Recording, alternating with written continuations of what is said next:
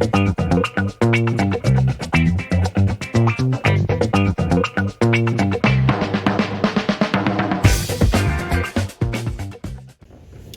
morning.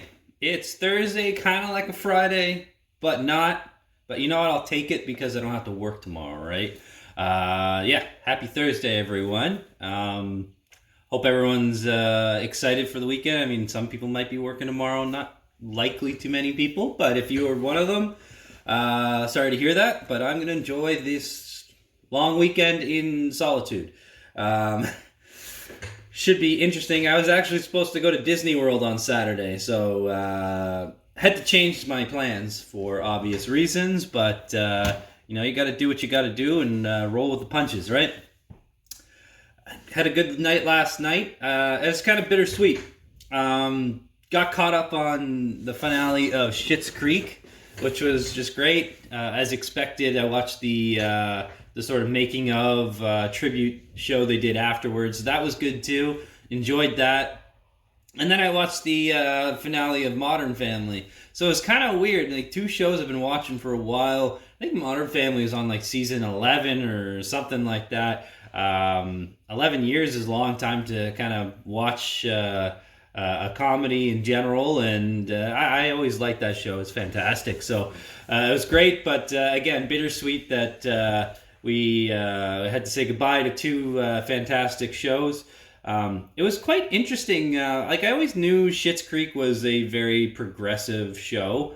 You didn't realize, at least I didn't realize, the impact it was having on various communities. And yeah, it's just great to see and kind of how it all came together. And Eugene Levy is he's been around for years, and the fact that he was able to really knock on the door of Catherine O'Hara to get her to join the show, and just kind of seeing how it all kind of progressed, and it was so fantastic. And I always love watching people's characters outside of a show or a role. So that was good to see some of them. The funny part is Eugene and Dan Levy are exactly who they are. I mean, maybe Dan's a little more flamboyant on the show, but other than that, like, when they're on screen, off screen, I just feel like they're the exact same people, and that's kind of what gives me the appeal for a show like that, or for those sorts of people. I mean, I've always been a fan of Eugene Levy, and yeah, just a great guy all around, and his son seems like such a great guy too. So happy to see where they end up. At least more Dan than Eugene, since he's been around for a while. Happy to see where his career takes off to, and looking forward to other projects down the road. Big news yesterday. Bernie Sanders dropped out of the presidential election, or at least the primaries to be the head of the Democratic Party. Kind of expected it to happen at this point. He lost a lot of steam, and a lot of people were backing Biden, so it is what it is. And I don't know American politics well enough to say that this is set in stone, but I assume that's the case. I don't know how things go from here, but we've got ourselves a very interesting election coming up. So you got two candidates, in my opinion, or neither of them are suited for the job, and that's what people get to vote for. So good times coming, America.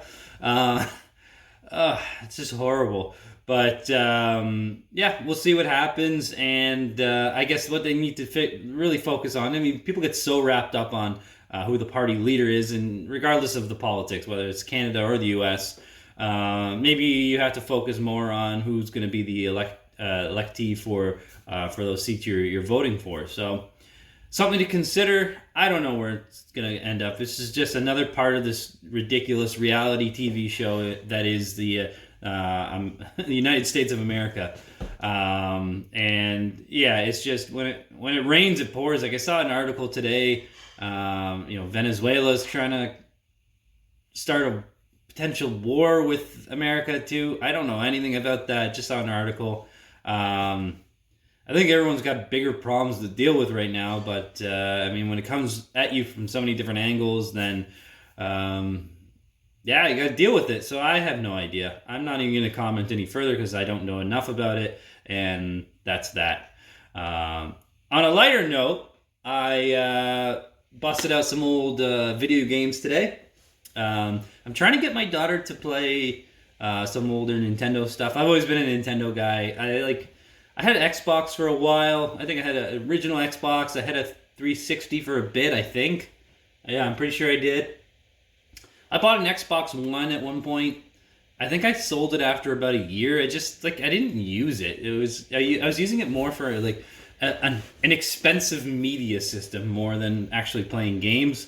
Like I like Halo, but that's pretty much it, and I can play that on my PC. So I don't really see the need for it. But Nintendo, I've had pretty much every single Nintendo system, and I will continue to go that route because one might even call me a Nintendo fanboy, if you will. But hey, you know what? They make great games, and I don't really care about the power behind it. That's irrelevant to me. So it is what it is. But it's good to get my daughter, who's 4 years old, to try using these consoles as well. Now I've got the Wii U, and it's got that like huge controller, and it's a little bit too big for her. And I can't find my old controller, like the Pro controller or any of the nunchucks or Wiimotes. I'll have to keep digging, see what I can find, maybe borrow some from some people. But I'm trying to get her into some platformers, like 2D platformers, which I don't know if she's ready for. But I mean, I don't know. When I was 4, I was playing them. Was I ever ready? I don't know. I don't remember getting past like the 3rd level in Mario once. So it is what it is. So I'll try that out and see where that goes. I also got Nintendogs, so I busted out the old 3DS. I got Nintendogs in there, so she's playing that right now. I don't know what her success looks like, but she plays enough games on her tablet that are geared towards pets and grooming them and all that kind of crap. So this should be right up her alley. We'll see what happens. I'm hoping I get my wife into playing some Legend of Zelda. I've got Twilight Princess HD, and I've got Wind Waker HD. Both great games, 2 of my favorite Zelda games of all time. So hopefully I can get her hooked into that, because I'm still playing Breath of the Wild, and if she's occupied playing a game, then it just means I get to play more games too. And everyone wins during this quarantine. So yeah, we'll see how that goes. She's never played one before. She's watched me play them. I don't see why she wouldn't like it. Lots of puzzles and stuff she likes. So to be continued. I'll let you know how that goes. I talked about this yesterday. We have the Easter weekend coming up, and to be expected, some churches are still going to have mass. I think this is more in like the Bible Belt in the U.S. I don't know that it's any like Catholic churches or anything like that. I think they'd be under higher scrutiny, but I think it's more other Christian sectors, and some of the pastors are being aggressive, calling people pussies and everything if they don't come to church, and Jesus died for us and all this stuff, and kind of using it as a guilt trip, and your faith is more powerful than a virus, and Jesus would want you to die. I don't know. I've seen some bizarre things. Now, I don't want to offend anyone here, but if you're offended by this next statement, then so be it. I grew up Catholic, so I get the Christian faith and all that.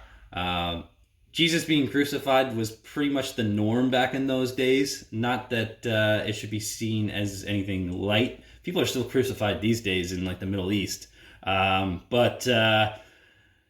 Yeah, I mean, that sort of shit happened all the time in those days, and even past that, brutal executions, things like that. So just don't use that as like a sacrifice that you should be doing the same, just get a bunch of people sick. Maybe you're getting people sick that aren't even religious, don't even know what the hell you're talking about.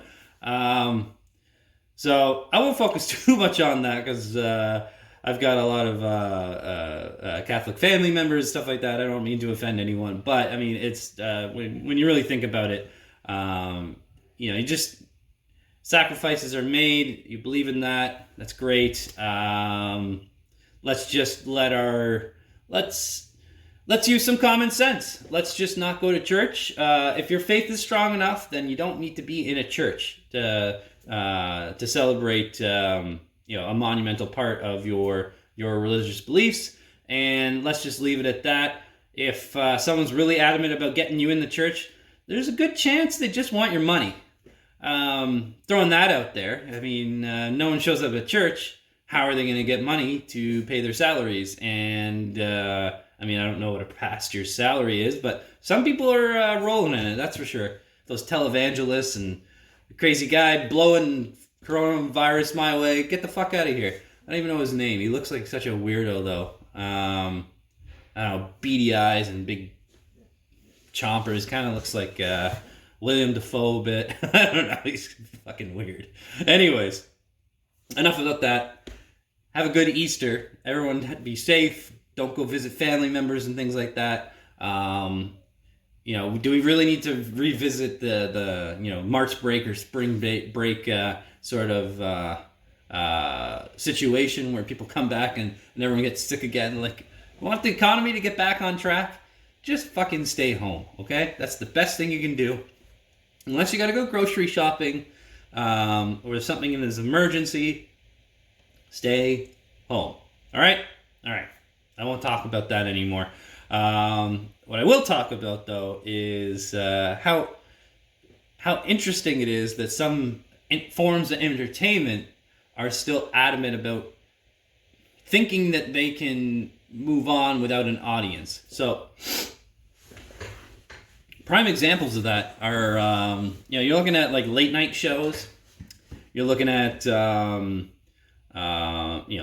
sports obviously is off the table right now, but let's just throw them into the category as well as sports entertainment. So, I wouldn't say sports is off the table. You've got, it's sports entertainment now, but we're talking like wrestling, maybe the UFC, basically anything that requires energy to be part of your entertainment factor is just brutal without that important piece. So I'm talking like if you're listening to like the Daily Show, or that's not even on anymore. So I don't know, late night with whoever. There's so many goddamn late night shows, or like John Oliver or anything like that. You can't do it without the audience. It's like it's just not the same. You need some sort of cue because not everyone even understands that some things are jokes. And hearing a laughing cue is like, oh, that is supposed to be funny. Okay. Let me think about it in a different way.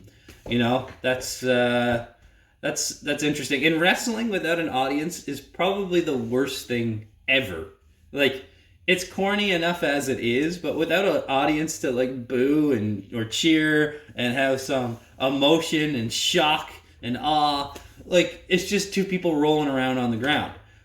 You can go to Pornhub if you really want that. So to each their own. Oh man, UFC. I don't think that would be much better. I know it's actually real fighting, but without the crowd and the importance of that energy to go along with the fight, it's just two people fighting in a cage, and at that point, I don't know if it's less barbaric or more barbaric. It's hard to say, but yeah, definitely interesting. These businesses still want to make some money, and you can argue that you might make more money off pay-per-views because there's going to be less people congregating in other people's houses to watch something. So as bad as it is, I could still see them pushing through. They had WrestleMania last weekend. I stopped watching wrestling, oh man, at least a decade ago. Probably longer. I don't know. It's just too corny for me. It was funny when, I like the old school stuff with, the Hulkster and Ultimate Warrior and all that. And then even the Attitude Era was fantastic with Stone Cold and The Rock. I got as far as, I think when John Cena became popular, and I hate John Cena. I don't know. I'm just, a white gangster guy. I saw enough of that in high school. I really don't need to relive that, and let's just not show pictures of what I used to wear in high school. My God, Very embarrassing. Anyways, the important thing is I wear clothes that fit me now, right? And I wear my pants up to my waist, as intended. I won't get any further into that. Anyways, what the hell was I even talking about, right?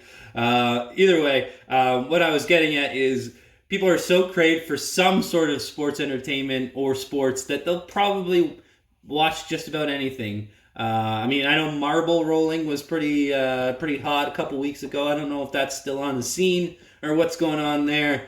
But yeah, we're craving this, and I was just thinking, and I'll probably touch more about this just kind of as the weeks go by. Sports in general. I mean, there's no way they're gonna do like a summer league or anything like that for the NHL playoffs or the NBA playoffs. I just don't see it happening. And like, you're not gonna risk everyone to go back to work right away. And no one's been training properly. How could you? Unless you were like really rolling in it, you managed to go back home and you had a nice gym or something that you could use. But I don't think a lot of the players are like that, especially in the bigger cities. You might have to just stay in a condo, and that's just what you do because it fits your lifestyle. So I don't know. I'd be weary about that happening. What I'm really hoping for is a baseball season. We'll see.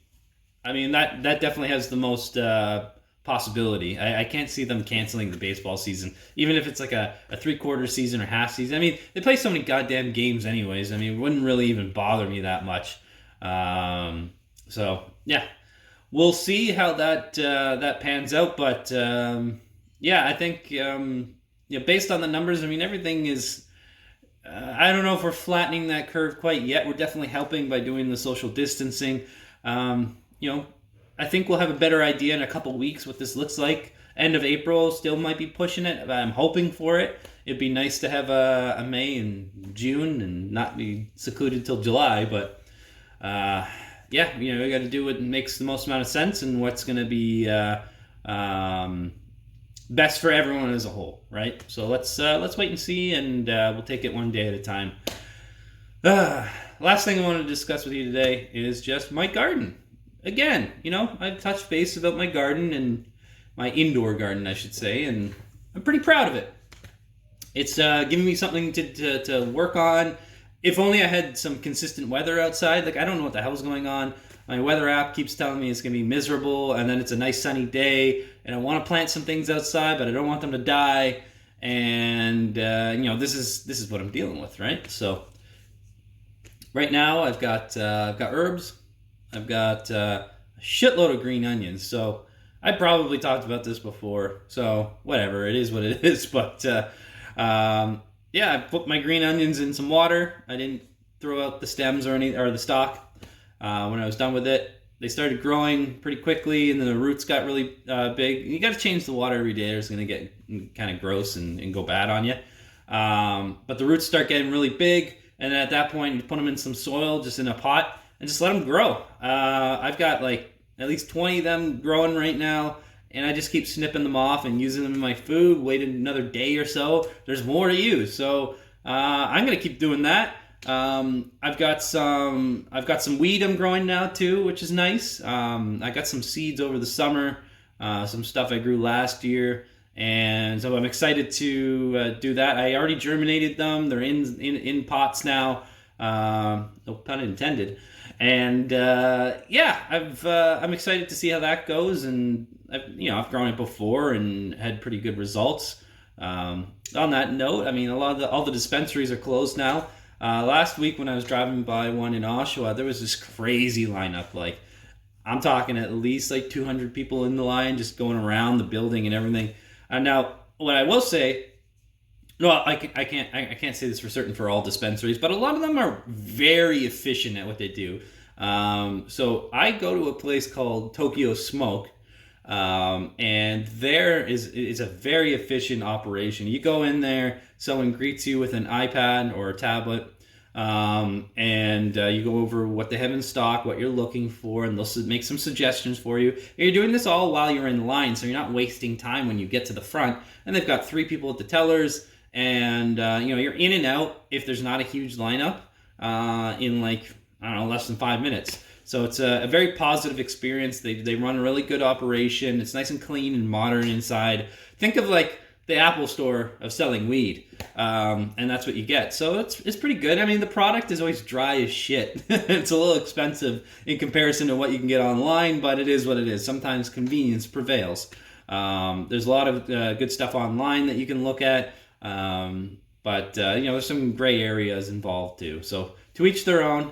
But looks like I'm over 20 minutes today, and I like to kind of keep my regular segments in and around that time. So I'll let you go. I've got a special treat for everyone tomorrow. I've got another guest joining me, and I'm looking forward to that. So everyone, have a good day. If you choose to tune out to me over the weekend, then have a good Easter. Anyone that's celebrating, and remember to make sure that you subscribe to my channel by clicking that. I think it's over here. Might be over here. I don't know. Subscribe. I need those likes. And let's keep this going. All right. And don't forget, stay the fuck home.